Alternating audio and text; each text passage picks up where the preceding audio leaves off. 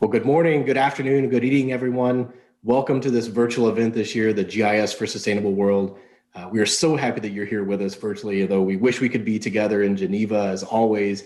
I'm excited to have all of you joining us and the wealth of speakers that are joining us globally today to present on this theme that we're talking about, enhancing response and resilience. So on behalf of Esri, my name is Ryan Landcloss. I'm here to welcome you today.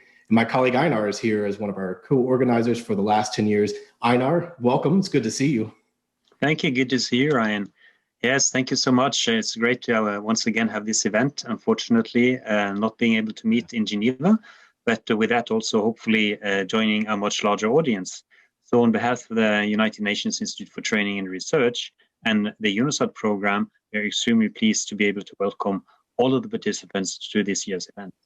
Yeah, that's great. And thanks for that welcome. And it's funny when you and I were talking about this event to imagine this is the 10th year of this event. And yeah. I remember back the first time we started putting this together and thinking about bringing a global community together, I would say that this is the first year we've actually really maybe accomplished having a global audience. The fact that people can join on missions and deployments from countries around the world. This is the largest audience we've ever had for this event, which is exciting for all of us, I think. Yeah, absolutely. In some way. So I'm kind of curious, the fact that we're able to do this virtually is one evolution over the last 10 years that, we have tools like this platform that allows us to come together, but also see a tremendous amount of evolution in technology, GIS technology, spatial technology, and literacy, I would think as well. I'm kind of curious, maybe your thoughts, just as we reflect back this morning on the last 10 years, like where we've been, where we are, like are some changes come to mind for you that are impactful in the work that you see? Yeah, I think what we have seen over these, especially the last 10 to 5 years, and all up till today, is that it's this huge impact that we're starting to see from the GIS. It's no longer just for the techies. It's something that we are seeing being more and more implemented with the governments and for decision makers. So I think that is something that we have seen steadily growing over these last couple of years. And today, although there's still some way to go, I believe that we're really starting to see the effects of geospatial information as a really an excellent tool for decision makers out there in local governments, international organizations, NGOs, etc. So really, I think it's that is something I would say that we really starting to see a huge changing now, and thanks to this technology, we're able to make sure that information is provided in a sort of an effects-based manner, which is extremely important these days in time. Yeah, I think maybe a way to phrase it a bit is like I think this advancements like geospatial thinking is more pervasive than ever before, and not just GIS professionals, right, and those that have been classically trained, maybe, right, but I think it's the idea that across the United Nations organization, across the organizations we deal with globally, is that we've seen like practical uses of this technology make a real impact and difference, and I think that is open to a broader range of stakeholders. This idea that location is important. I think we may have always known that. But the ability that apps are much more pervasive than they've ever been before. They're more easily deployed than ever before. Right? We can configure things quickly and be agile in how we respond to what's in front of us. I think some of those changes in technology have really helped us achieve the point you're talking about. People have seen success. It's truly making a direct impact potentially on operations. Yeah, and also moving from maps, but moving beyond maps to dashboards, to other types of more easily integrated information. I think it's something that decision makers are really seeing a huge value of. Yeah, I think we can all reflect back on this year. Obviously, COVID, the pandemic we're in, we can't ignore the fact that we're virtual because of this pandemic. And I look at organizations like WHO, the World Health Organization, and the dashboards they've built, reporting at subnational level all the way up, and just that wealth of information that's being collected locally and surfaced into these dashboards, and parallel applications like Johns Hopkins University, and what my family calls that like their own situation awareness room, right? They're able to track in real time what's happening. And I think that that ability to synthesize information from all sorts of sensors and data points has become easier too, right? The interoperability between systems, I think data is more readily available than ever before. and maybe the methods with which we collect it. And obviously in your world, remote sensing and satellite-based platforms have become more pervasive and more broadly usable, right? Yeah. No, absolutely. Yeah. Okay. Yeah. So I think we're, over the next day or two, we're going to hear a lot about technology, but I think we're talking a lot about right now, just the change in culture, the change in who is using the technology. We've talked a bit about just how it's making a direct impact in operations and decision makers. But I think you're also maybe alluding to a broader change that's occurring across the UN and globally, more diversity, right, and the like. Any thoughts on that you see from your perspective? Yeah, no, absolutely. I think having more, especially more women, being users of and experts in GIS technology. So let's say STEM, but GeoSTEM, if you like. I think that is extremely important for us as a community. And of course, the irony of you and me being two middle-aged two males, talking about this is it's a bit strange, maybe, but or it shouldn't be strange, but we should definitely be advocating for much more women. So when I see also the diversity and the teams, let's say, interaction, when you have that type of diversity, it's extremely important to be gender balanced as well. Not just gender balanced, but of course also including people from a multicultural aspect as well. And in the UN, we are fortunate that we have that capacity to do so, but we need to do much more of it, of course.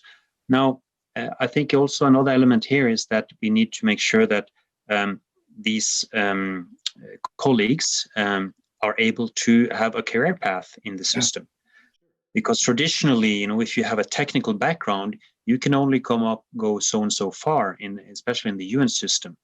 And that has to change because the UN needs to be much more, let's say, scientific based moving forward.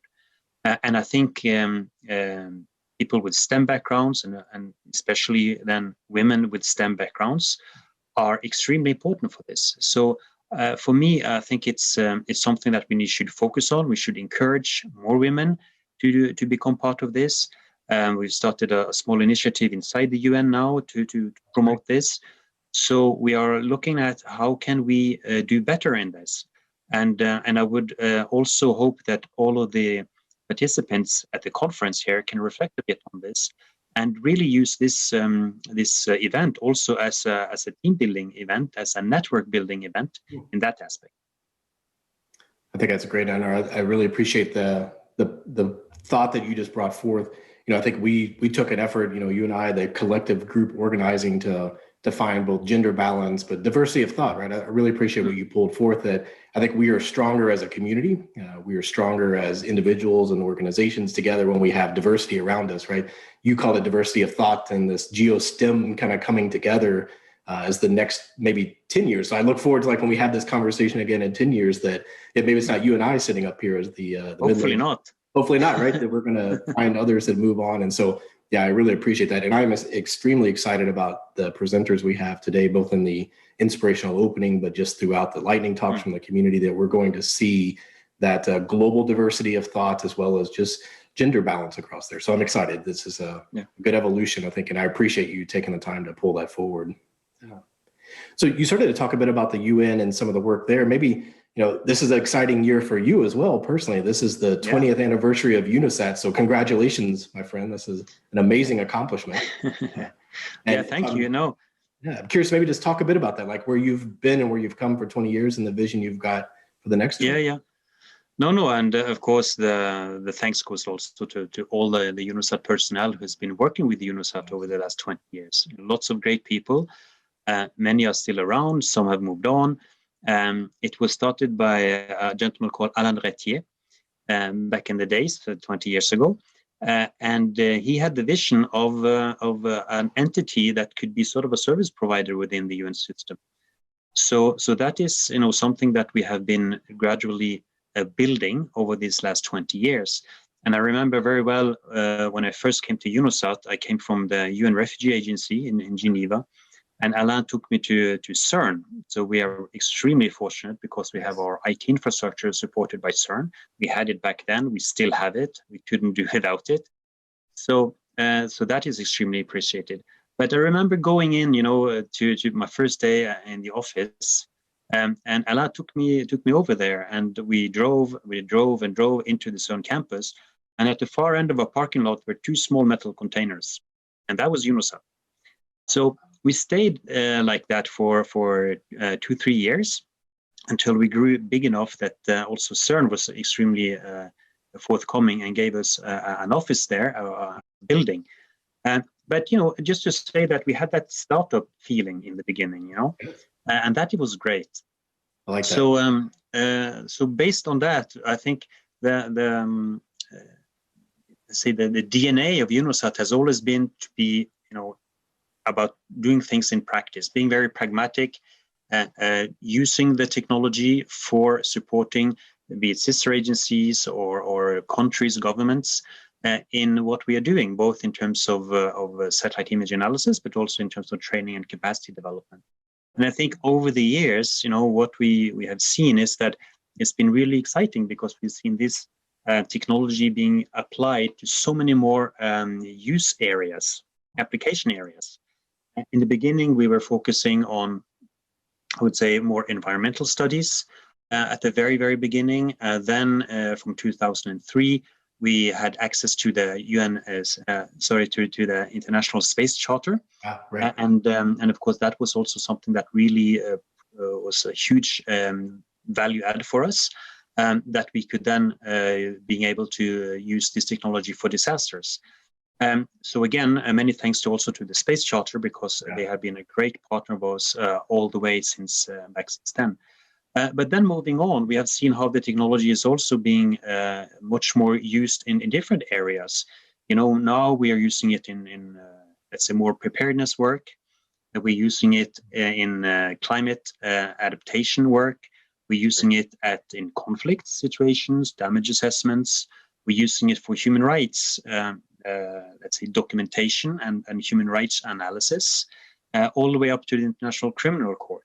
So I think this diversity of use is great. What we also see is that it's being used not only, in the beginning it was very, very much focused on field work, and it still is, of course. But what we see now is that it's always also being used, let's say, all the way up to the Security Council. So what our analysts are doing, when it reaches the Security Council, then you see that this actually has a huge impact politically. So being able to provide objective analysis from satellite imagery is something that is extremely appreciated at that level. And not only in the field, but also at let's say, country level, at regional level, and at UN headquarters level. So I think, those are some of the elements that we have seen really expanding in the years to come, in the last couple of years. And I'm sure that we will have many other ways moving forward as well. Right now, of course, we're looking at artificial intelligence and machine learning. We have a great team looking at that. And again, having that research element to it, where we're able to take whatever is the very latest research and put it to use very, very fast, so that things that maybe before took several years before they were actually applied in the field, we can turn around, we can do it very, very fast. Thanks to my colleagues, to our experts in this. So, having UNOSAT being able to also making sure that this technology is benefited at the local level within countries, using the latest technologies is something I think is extremely important, and then also quite fulfilling for us as. So we do see that both the analysis combined with in-house expertise, transferring that, and also learning very much from governments, because we are doing a lot of training and capacity development over these last couple of years. And every time we do it, we also learn a lot. So it's a two-way street. Absolutely. So I think that is something that we are quite proud of, something that we are really looking forward to continue expanding. And we'll just have to see what's next. What we see also, of course, in the COVID situation is that a lot of people are starting to realize, who didn't realize it before, the beauty of remote sensing, that you can get information although you cannot be there physically. Yeah. That's great, Einar. I really appreciate just kind of the survey of the past and where you see today. And I so appreciate some of the points that you made around, as I would frame them into three kind of big areas. And one is obviously like the collaboration that you've done with your organization, like across the UN system and to other partner agencies. Into local because remember, UNOSAT is a small entity. You know, we need partners. We can't do anything without partners. So I think that's amazing, right? That you've done so much and grown at, and I remember coming to visit you the first time, and I think you were already in the office building. So I remiss that I couldn't see the two metal containers at the end, but it was kind of in the middle part when we first met, 10 years or so ago. So tremendous that you've seen that success grow. And then I also pulled forth in just thinking about the agility that you have now. You talked about, machine learning, the ability to do remote sensing, and, through back when the International Charter in 2003 kind of started, right? How that's even evolved with sensors and platforms that allow you to quickly ingest, right, to do the machine learning and then to remotely sense change and needs of a community and be able to portray that. So I like that speed that your team has come up with is truly making an impact. We see it in crises and disasters all the time. Many people may not realize it until they see your logo on many of the information products that come out that really quantify the impact on communities, after crises and disasters. And so I appreciate that agility that your team is bringing in. It's tremendous. And I would just maybe leave with one last thought on your talk is, so much of the work that you do to build local capacity in communities, I think of, the work you're doing in countries that are looking to build their own team of STEM specialists, right, and remote sensing specialists and geographic thinkers, and that your team is investing a lot of time and effort, not just to do the work you do in remote sensing from your office in Geneva, but truly reaching out into communities and making the next generation of remote sensing specialists come alive. That's amazing work. Yeah. No, and also, thanks to the many of the member states, we also seeing how we can, not just focus on necessarily image analysis. It's important, of course, to have that background, but how can we learn from them? What products do they need? What type of information can we feed them directly? So that they don't necessarily need to have a specialist in all kinds of remote sensing work, but they can focus on their own priorities and especially what we call value-added products and services. So that's great. Well, I think that plays really well into the theme for this year, right? This idea of enhancing response and resilience. It's, combining your expertise with local knowledge and expertise. It's finding how we collaborate together, not just in information sharing and data sharing, but in our capabilities that we all bring to the table, right? That truly makes us stronger, more resilient globally, addressing the big challenges as you kind of pulled out everything from, the nexus of the climate change around us and inflicting more change and bigger, stronger disasters, all the way to then destabilization that leads to conflict and the like. I think that nexus is what we're here to talk about, and how geographic thinking advances globally and all the great work, just like you're doing, can make a big difference in that. I'm excited to hear from our speakers this morning on the Inspirational Opening. Me too. What an amazing panel, right? So I'm excited to really dig much deeper and to formally hear from them here as we go forward. How about you? Anything that you're looking forward to today that piques your interest on the agenda?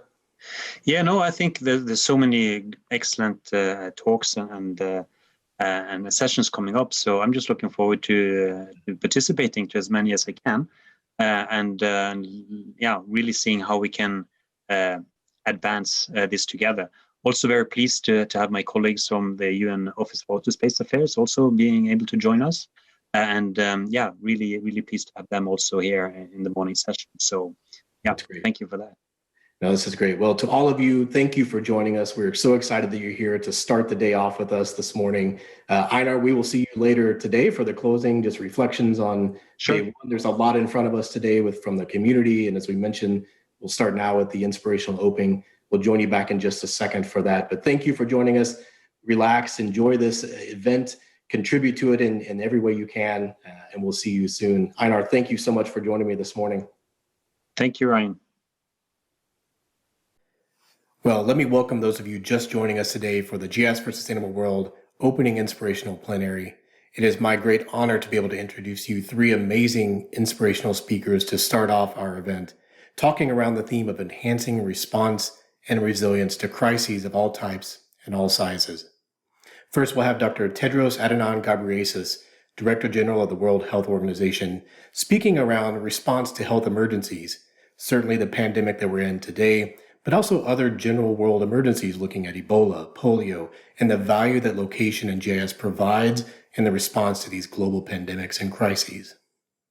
Next, we'll have Loretta Iber-Giardet, Chief of Monitoring and Support for the Sendai Framework at the United Nations Office for Disaster Risk Reduction, speaking more about resilience, looking at systemic risk and the value that GIS provides to integrate data from all types, all sizes of organizations, of sensors, of networks, to provide a deeper understanding of what risk is in front of us, the cascading consequences, and how we truly build resilience at the local level to move forward. And then finally, Jack Dangerman, founder and president of Esri, with a call to action for all of us to move forward to build a more sustainable and resilient future by leveraging our geographic expertise and knowledge collectively moving forward in the future. So with that, let me introduce Dr. Tedros Adhanom Ghebreyesus, who was elected as World Health Organization Director General for a 5-year term by WHO member states at the 70th World Health Assembly in May of 2017. He's the first WHO Director General to have been elected from multiple candidates by the World Health Assembly and is the first person from the WHO Africa region to serve as WHO's Chief Technical and Administrative Officer. Immediately after taking office in July of 2017, Dr. Tedros outlined 5 key priorities for the organization: universal health coverage, health emergencies, women's, children's, and adolescents' health, health impacts of climate and environmental change, and a transformed WHO. It is my great honor and privilege to be able to introduce Dr. Tedros to you today, speaking around the efforts underway right now at the World Health Organization to respond to this global pandemic and health emergencies in general. Dr. Tedros, the floor is yours.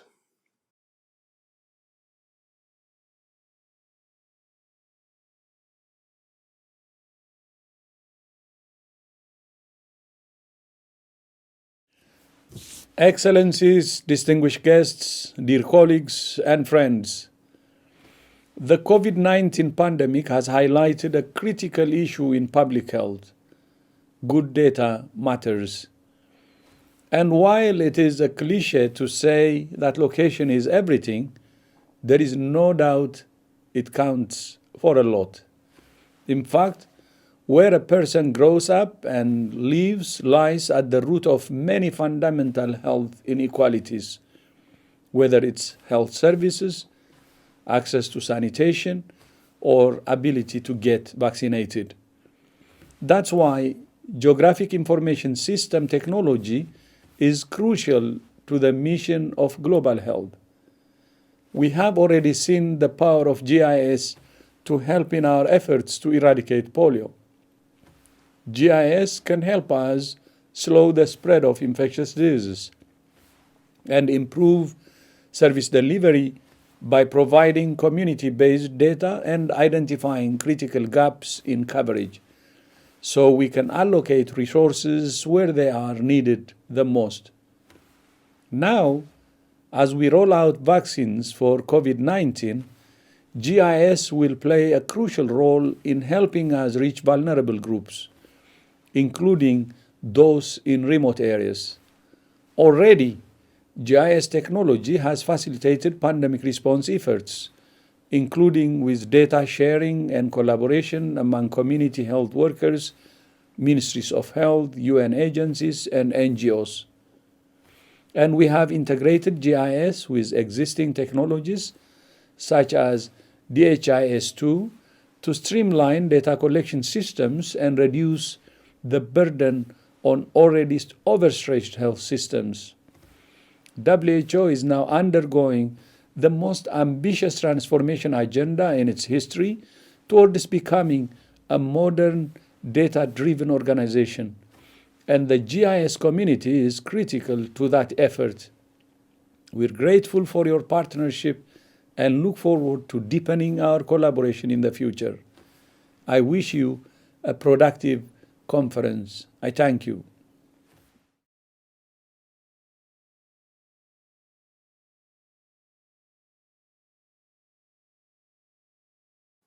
Dr. Tedros, thank you. On behalf of all of us here at the organizing committee and also all those joining online, Thank you for the great work that the World Health Organization is undertaking in the midst of this global pandemic, and for the work that you do globally to achieve the 5 key priorities that you've laid out for the organization. We're truly inspired by your work and appreciate your team and the efforts you've undertaken. I just want to say thank you again for joining us and taking the time to record your remarks to send us off in an inspirational way on day 1 of this GS versus Inner World event.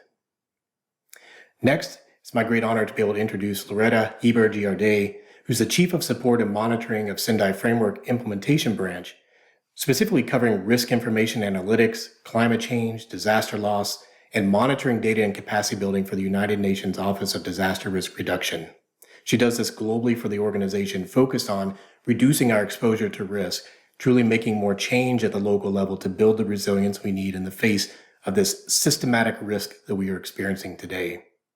She also has a background, interesting enough, in public health, has worked for the World Health Organization in various capacities, including an emergency context for Afghanistan, Pakistan, and Sub-Saharan Africa. Loretta, it's a great privilege to have you joining us today. Please, the floor is all yours. Hello. On behalf of the United Nations Office for Disaster Risk Reduction, I would like to thank you for the opportunity to speak with you all today about a subject which is very close to our hearts: resilience. Today, we are faced with extraordinary challenges. COVID-19 has spared no country, no community from socioeconomic hardship of unprecedented proportions. The pandemic has collided with the defining crisis of our time, climate change. Long anticipated climate change impacts are coming to fruition much sooner than expected, while new and more severe risks are also emerging. We know that 80% of all disasters are fueled by climate change. Extreme weather events are becoming more frequent and more intense, and they have doubled in numbers over the past 40 years. This, in fact, has become our new normal. We also know that without the significant decrease in carbon emissions, such disasters will continue to wreak havoc on our planet, especially on small island developing states and least developed countries. Urban resilience is constantly being put to the test and is often found wanting. Disasters threaten city infrastructure, economies, and the health and well-being of city dwellers. We are seeing stress on water supplies, and of course, sea level rise continues to make coastal urban zones uninhabitable in the future. It is clear that we are at a watershed moment that requires a fundamental change in how we understand, manage, but above all, prevent disaster risk. In our fast-change, highly connected world, risk has become systemic. It reverberates across the complex interactions between our economic, social, political, and natural systems. One risk can influence another, or even trigger new, previously unforeseen risks. COVID-19 is a tragic example of systemic risk, a biological hazard whose impact far superseded public health, leading to major disruptions in trade, labor, education, markets, and the overall economy. We also have not-tech disasters, where an extreme weather event triggers a technological or industrial accident with cascading impacts on business continuity, basic services, critical infrastructure, and even security. We are living today in a world of fast-paced urbanization. Cities are the local, national, and global drivers of economic prosperity and development. They are generating up to 80% of global GDP, but they are also contributing more than 70% of global carbon emissions. Cities are where the majority of the world's population lives. It's where innovation and opportunity are cultivated, and where government, commerce, culture, and society converge. But there are real challenges. Let's just look at infrastructure, for example. No other century will ever come close to the building boom, which we have now just embarked on to meet the needs of the 8 or 9 billion people who will be living in urban areas by the end of the century. The consequences of this construction boom being uninformed by risk or inaction over land use, building codes, environmental protection are simply too awful to contemplate. Once this new built infrastructure, this new built environment is in place, the hospitals, the schools, the housing, the public utilities, the road and rail networks, it will all be much harder to build back better after disaster or retrofit to make them disaster-proof unless we do so from the outset. We know that well-managed, hazard-resistant cities can offer great opportunities for development, economic prosperity, and increased access to basic services, including health and education, which is so critical for so many people. And yet, municipal governments and systems often lag behind in terms of having the right strategies in place to keep up with the growing climate and disaster risks. What they need are robust, risk-informed urban planning and inclusive implementation that really takes into account the needs of the most at-risk groups. This is what is needed to provide a pathway for sustainable development.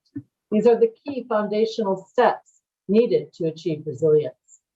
But in order to be successful in this goal, we need science-based and data-informed planning and management of cities. And this includes GIS. So why is GIS so crucial for building resilience? GIS strengthens the planning capabilities of cities. Because climate change and disaster risk encompass the interdependent relationships between land, ocean, atmosphere, and the effects, of course, of human activity, tackling them really requires the powerful multidimensional framework of geography. GIS technology can provide a basis on which data can be explored in context, patterns discovered, information generated, and scenarios tested. This can be a very powerful tool in helping cities understand the risks that they face and linking their communities to essential services and identifying areas where people who are most at risk of displacement or worse effects during the crisis live. The field is fast evolving. GIS can offer the tools needed to integrate big data from sensors and other unstructured sources with managed and location data to design inputs for DRR strategies and urban planning, and also to track their implementation. Geospatial instruments are also key for real-time mapping of the magnitude and extent of any particular hazard, thereby allowing exposed areas, populations, and livelihoods to be immediately identified and protected by early action. The fronts are numerous, and further exploration and innovation are needed. We know that global urbanization is on the rise, and by 2030, so just a short time away, over 66% of the world's population will be living in cities. The rapid pace of urban change is where the greatest opportunity lies to put GIS into practice for urban resilience in a way that will be appreciated by future generations, but also protect them. We really encourage cities to employ GIS, but also to explore new technologies to directly guide urban planning towards an integrated, risk-informed development approach for resilient lives and livelihoods. The resilient and post-COVID city is an adaptive and resilient city, aware of its vulnerabilities and working to reduce them.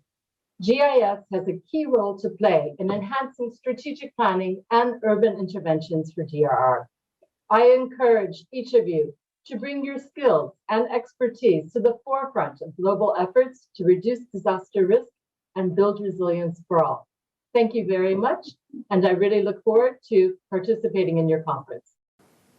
Loretta, thank you so much for that inspirational opening and for your call to action for us as a global community of GIS professionals and organizations around the world to truly understand the systemic nature of risk, the cascading consequences of which have profound impacts around the world, and the value that this GIS technology provides to integrate and provide deeper understanding that could not be found in other technologies. I appreciate that vision and for you helping launch this event. Thank you. Finally, it's my great privilege to be able to introduce to you Jack Dangerman. He's the founder and president of Esri, the world's 6th largest privately held software company, which he founded along with his wife Laura back in 1969. Today, Esri is widely recognized as a leader in geographic information systems, or GIS. He's recognized not only as a pioneer in spatial analysis methods, but also one of the most influential people in GIS. He actively manages Esri and is closely connected to projects and clients and the company's vision, which he's going to share today. He takes a leadership role in national and global initiatives to facilitate standards for data access and sharing across agencies and organizations, something desperately needed as we look at the systemic risk that Loretta just described. He's personally committed to applying GIS methods for environmental stewardship and sustainable communities. With that, Jack, the floor is all yours. Well, good morning, good afternoon to everyone, good evening to everyone around the world. It's my great pleasure to also join the other speakers in welcoming you to this conference. My name is Jack Dangerman and I manage Esri out here in California. That's where I actually am today. I wish we could all be together physically, but as you probably hear in just about every virtual meeting, we can't. And so through the miracles of digital transformation and connectivity, we have this conference brought to you over the web.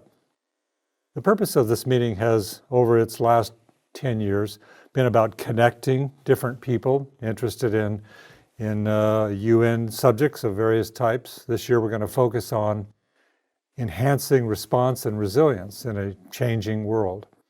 It's also about creating new relationships. That's harder to do in the virtual environment, but we'll do our best. You're going to see some really superstars, you already have actually, in Dr. Tedros and his amazing work at WHO, and Loretta and her work.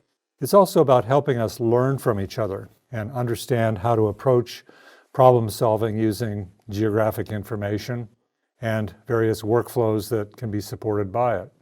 One of my big objectives has always been to get people to see other people's work and get inspired. This is what really makes being together very special. I want to say a couple words about you. You come from so many different backgrounds and different nationalities. You are a global community that's in many ways interconnecting with each other to support this whole notion of humanitarian GIS response by professionals. You are professionals, and your backgrounds are different cultures. Many of you have different interests, some very technical, some more in the application side, and some at the management level. This is what actually, again, makes being together so very exciting. Your work cuts right across all of the UN and many of the NGO missions around the world. And it's not only addressing very specific objectives in your various missions, whether they be conservation of nature and becoming aware of and responding to climate changes, doing various adaptation work, helping our nations around the world respond more effectively and creating a resilient future. Your work is supported by GIS, but also increasingly what we're seeing is GIS is extending beyond individual stovepipes and helping us do collaborative work. I want to pull out just 3 use cases and share them with you. The first one we heard, of course, from Dr. Tedros this morning, but I want to highlight this with a few slides. The global pandemic was absolutely addressed by WHO in amazing ways. They built response material in the form of training material to the different ministries of health around the world. They were able to do a needs assessment using Survey 123 of vaccine response and needs. They were able to do surveillance and mapping and bring the whole world together so the world's population were able to see patterns and relationships as the pandemic evolved along. Similarly, I want to point out the amazing work of Agakhan Agency for Habitat. This map is actually showing their work in Afghanistan, which is, of course, in Central Asia. They've been actually working across Central Asia, mapping things like flood response or earthquake hazards or flooding in general. And then taking action from this. It isn't just about understanding the issues, the vulnerabilities, or the risks that are possibly there, but also building things from it. For example, installing flood warning notification in the form of sirens in various villages. The third use case is also touches me because it's in Uganda. It's a group of volunteer mapping individuals who came together. They call themselves the Resilient Mappers, and they began to look at air photos and use the OpenStreetMap as well as the ArcGIS Online platforms to build a new base map, a more comprehensive base map for Uganda, which is one of those underpinning pieces of infrastructure that's so necessary for all of the various humanitarian response activities that you're carrying out as an organization. The vision that I want to talk about today is the notion that GIS, the work that many of you do, is creating a more sustainable world. And that's a big vision, considering all of the crisis issues that are surrounding us today, from climate change to of course, the pandemic, and the collective work that you are doing is making a more responsive world. That's my view of it. And I have the privilege, along with some of my colleagues, to actually see firsthand the work that each of you are doing as individuals. Our world, as you know better than most people, is a living system. In geography, we think of it as a system of systems, way to think. This living system of systems, biological systems, human systems, is complex, it's dynamic, and it's interconnected. And it's changing all the time. And particularly in the last 100 years, it's been accelerating in terms of the change that's underway. It's a platform, actually. Our world is a platform for our human life and life of all types. As far as we know, this is the only place where life really is in abundance of any form. So it's worth taking care of our little planet. At this particular moment, our world is increasingly seen as being in trouble. Environmental degradation, social instability, the missions that many of you respond to, these are things that are uncertain. It's creating uncertainty in so many areas. And these are all interconnected. What happens with climate change affects massive migrations. It affects loss of biodiversity. It affects patterns of urbanization and plagues and on and on. Addressing these kinds of challenges and overcoming these challenges as a human species requires fundamentally better understanding. And this is so much of what each of you individuals is about. Not only creating understanding, geographic understanding, communicating this understanding, and then providing a framework for better collaboration and response. It is going to take all of our best science, our best technology. It's going to take our best problem-solving work. And geography, as I would say, and GIS as its digital twin, is essential. And this geospatial community that you form together here are essential to be able to respond to these problems. And creating geospatial literacy, I think, is one of the great goals, not just of the agencies here online, but of all of the GIS users around the world. If we go a little deeper, geography is the science of our world. Some of you are geographers. Many of you are reaching the understanding of what geography means by way of using GIS. But geography is I like to think of it as a platform that helps us interconnect virtually every other science, social science, economics, natural sciences, biology, earth science of different types. And GIS's role is quite extraordinary because it's a technology that abstracts this science, and it's a language for organizing all of the geographic knowledge so that we can be more responsive. It allows us to connect and model and visualize every aspect of our world, and it's a platform for understanding and intelligent action. I want to pause just for a moment to make sure that you're connecting on this, because this notion of creating understanding, not only within your organization, but also between and among your organization, as a platform for intelligent action is the theme of so much of what we are about. GIS is organizing our world's geographic knowledge. And what is geographic knowledge?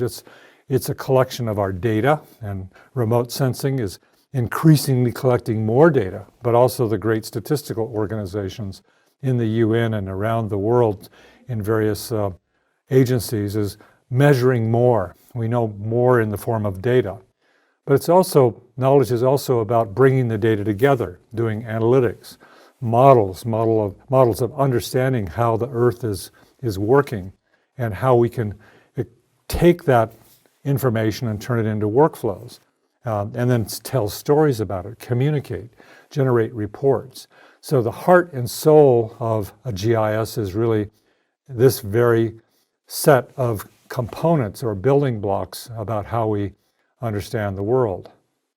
Now, GIS is increasingly being organized and recognized as not just a way to make pretty maps or just to be able to do analytics, but it's being recognized as a methodology and a framework for putting all of our measurements in, and then visualizing and telling stories, building models that predict the future, making plans, helping decision makers support decisions, and then taking that to action.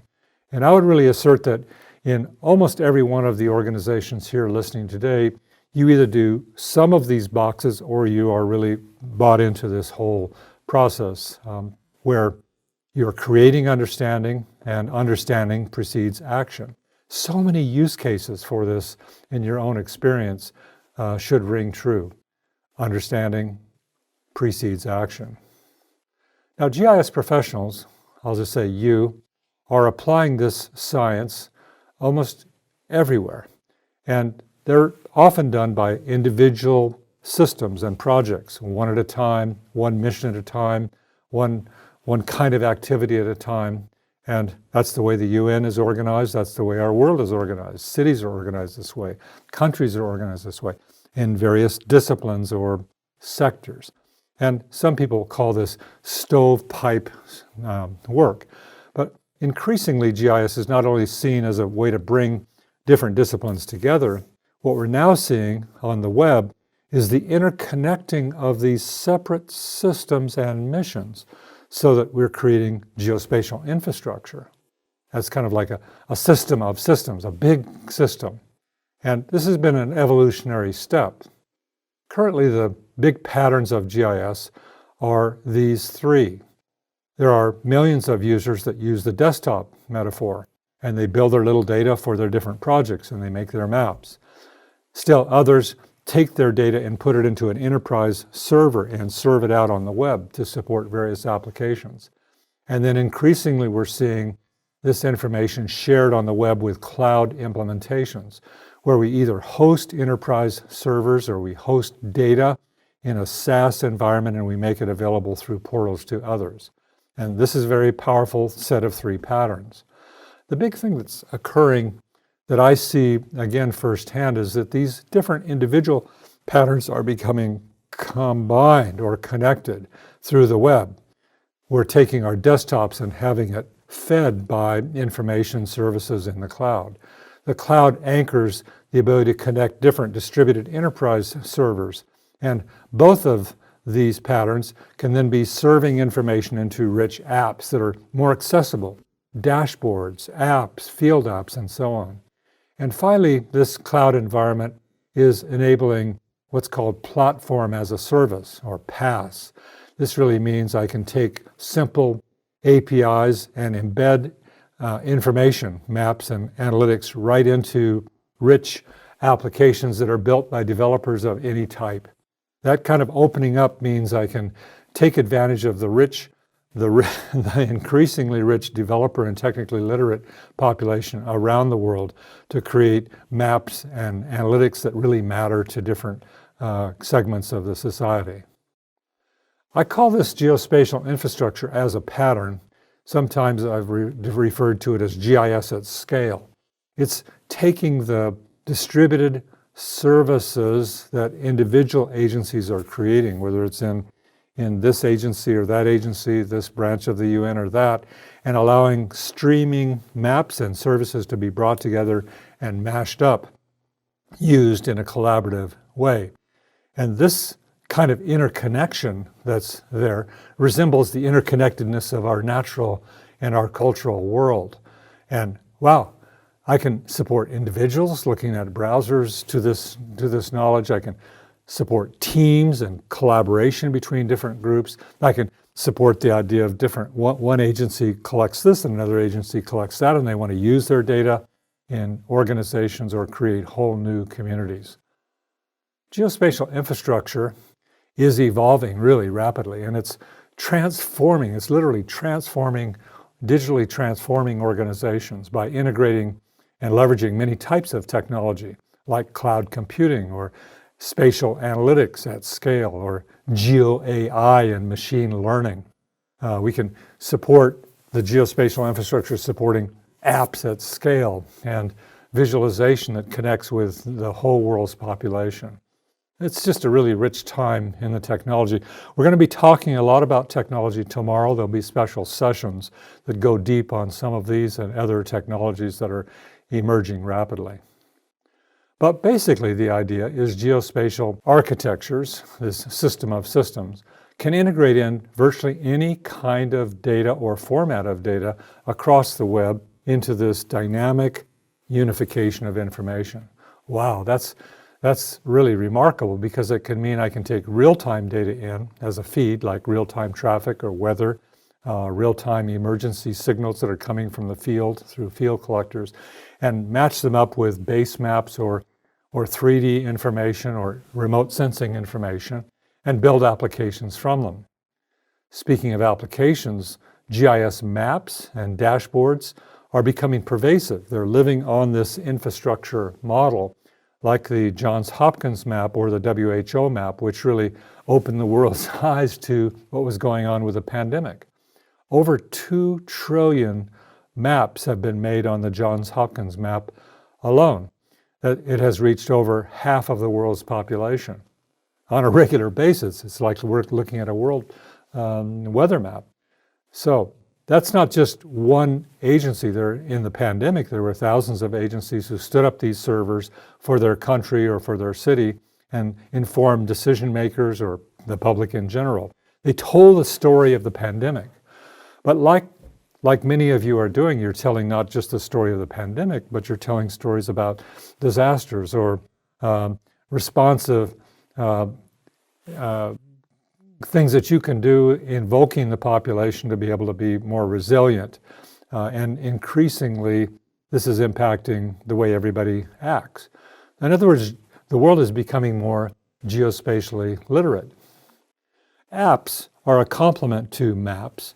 They are, well, of course, apps include mapping, but they can also include analytics. They can include more interactive work. So these 2 circles on the right and the left of the infrastructure icon are showing just how pervasive and how massive GIS is having a reach.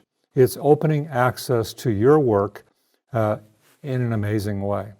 Millions and millions of people are being impacted by your kind of work. And moreover, this is not just for simple things. This geospatial infrastructure pattern is also integrating our most advanced science and creating new sorts of insights. Open source science can be connected in with this infrastructure. We can see not only in the atmosphere, but also into the oceans. We can look at modeling over time. We can look at real-time information, 3D cities, and so on. And this is not just for the elite scientists. This is actually connecting the science to everyone through the infrastructure model.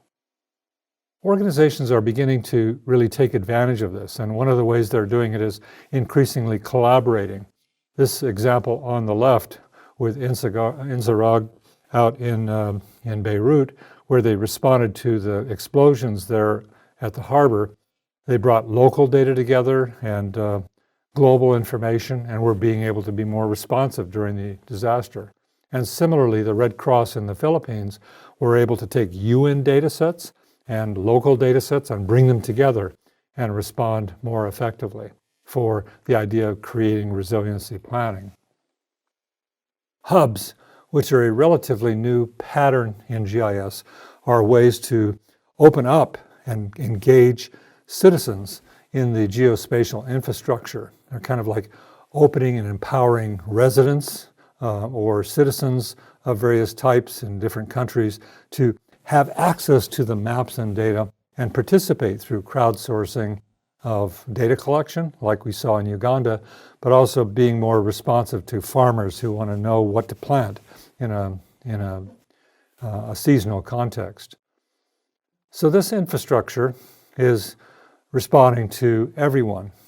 It's particularly responding to some organizations who wish to build focused kinds of applications, like in urban planning, bringing the data together to do interactive and dynamic planning. And also in many of your communities, the idea of emergency response for fires, for floods, and so on. It connects all the first responders.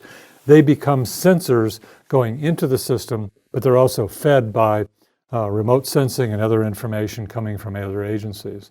And similarly in community and economic development and even inside of indoors or campuses, GIS is becoming increasingly accepted as a platform for understanding and response.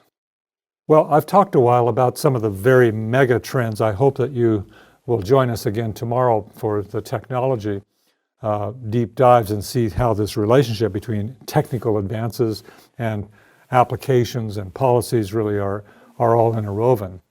But I'll conclude by a couple of remarks. First, GIS is becoming a powerful force, not just within the UN and NGO community, but across the world. And its history has been, its use has been demonstrated in projects after projects. This really started decades ago. And then it has really been amazing in its transformational power for whole organizations. Where this is going is to literally lift the bar, bringing science and information to all of society so that we can not only organize our works, but also create more holistic solutions and be more responsive as a global society. Realizing this vision of a sustainable, resilient world is a must, of course. I've already said that. And addressing these big, complex problems, well, it's going to take more than the world of science and technology. I mean, these are areas that I live in. I love technology. I keep trying to evolve it along with an understanding of what it might mean. But it also requires understanding the problems. And so many of you do that. This is the world that you live in. And envisioning a solution to it. And then collaborating among each other, organizing the work. And essential to this is also a strong sense of purpose. Many of you in the NGO sectors and in the public sector world have chosen a life to be able to see that your life is a sense of has a purpose, a sense of greater meaning than just your own existence. And I love and think of you as a very special group of people. The work that you are doing, I think, is critical. It's almost essential for the future. And your leadership in bringing the world together, so to speak, in this sense is very important. So, ladies and gentlemen, I've talked a little bit about GIS and technology science and its rapid evolution. And it is, in my lifetime, it has just been exponentially growing. It's turning into a kind of infrastructure, not a physical infrastructure, not simply digital infrastructure, but a kind of science-based infrastructure. And this is helping people and orgs and all of you do your work better. I think it's creating these new cross-cutting communities that I think are essential for collaborative work. And I think it'll underpin the application ultimately of geographic knowledge everywhere. Nevertheless, even though you're working hard, I think we definitely need to do more. We need to step it up. Our global challenges, as we see every day, are increasing, and they're impacting everything, and they will definitely impact our future. And again, the power of this particular meeting is well understood, I think, by everybody that's listening. It's clear to me that GIS professionals working in many separate organizations, doing your own thing, can play a massive, critical role in addressing the great challenges of our time. But your collaboration, again, one of the purposes of this meeting, coming together will become essential in realizing a more resilient and sustainable future for all of us. So thank you, ladies and gentlemen, once again. I really wish we were together in Geneva, enjoying each other's company. But thank you again for attending. You're a very special group of individuals, and thank you especially for all of your work.